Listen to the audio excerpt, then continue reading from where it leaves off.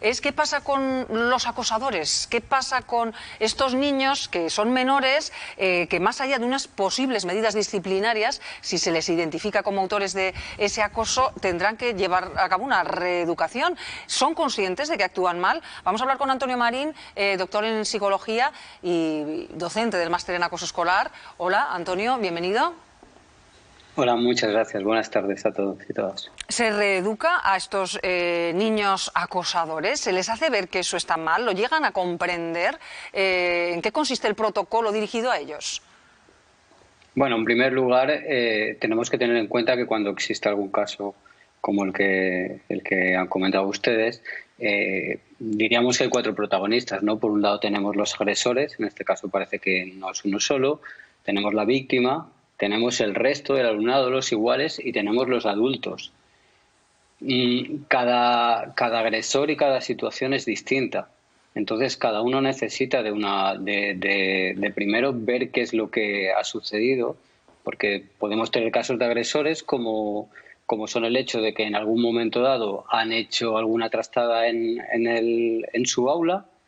Esto les ha dado protagonismo y automáticamente han entrado en un circuito en el cual ya no van hacia atrás, sino que van hacia adelante.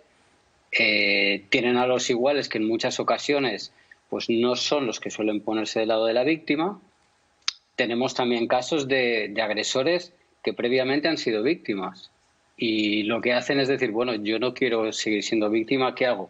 Me voy al otro lado. Tenemos casos de que ya el aprendizaje lo tienen desde pautas que ven en su entorno, ¿no? Pues a veces conductas, van con los progenitores a un evento o un partido de fútbol, pues si ven que el padre insulta a un jugador por alguna particularidad, bien sea de otro país, otro color, cualquier cuestión, los niños también asimilan eso y luego ese comportamiento lo trasladan.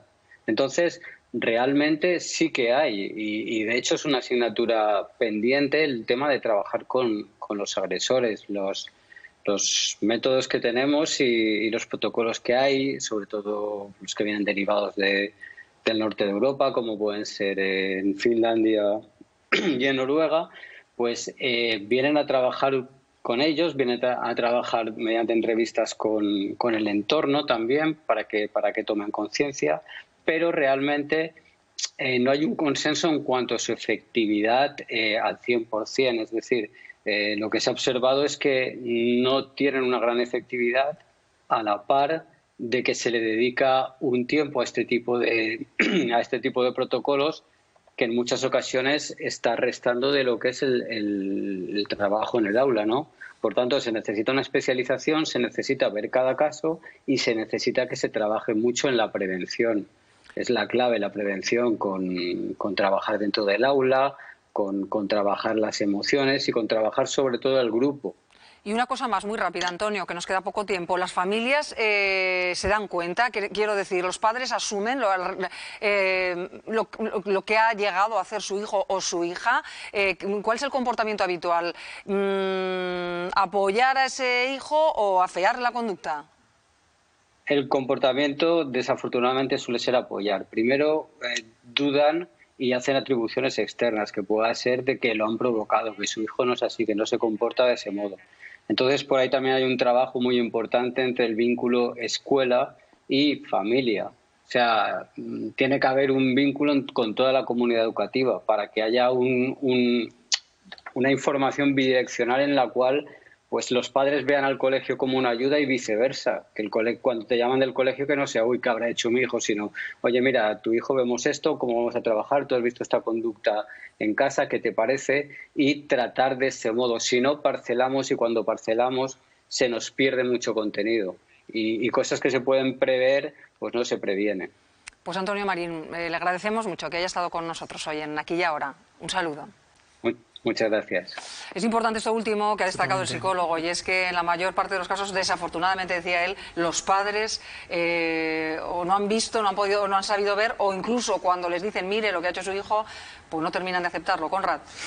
Sí, bueno, porque desautorizan al colegio, desautorizan al colegio. De hecho, es decir, no se lo creen porque en casa no actúa de esta manera, pero evidentemente no es en casa donde tiene que actuar o no actuar. Es decir, es en el colegio donde se encuentra más fuerte, donde se encuentra arropado por otros compañeros, y ese tipo de actitudes evidentemente pues provocan eso. Es decir, yo también he insistido mucho en el tema de la educación emocional. Yo creo que hace falta educación emocional en las escuelas, que en voz alta, en los grupos, que los niños se conozcan. Antes que alumnos son niños, por tanto se tienen que conocer unos a otros, se tienen que respetar, tener que saber a respetar y saber cuándo agredo a uno si le digo algo. Es decir, dónde están los límites, porque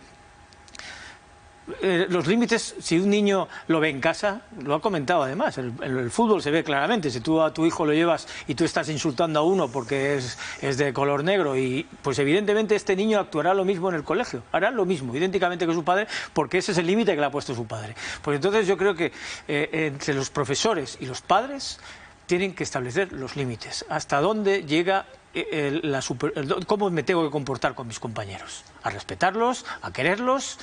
Y bueno, para eso son compañeros, no son enemigos, ¿verdad? Entonces, pues bueno, es un tema muy complicado, es un tema que en este caso, lógicamente, como hay muchos más, pues han fallado todos los controles, porque puede haber todos los protocolos que haya dicho el consejero de Educación, que hay protocolos, pero evidentemente aquí ha fallado y él lo mismo ha reconocido.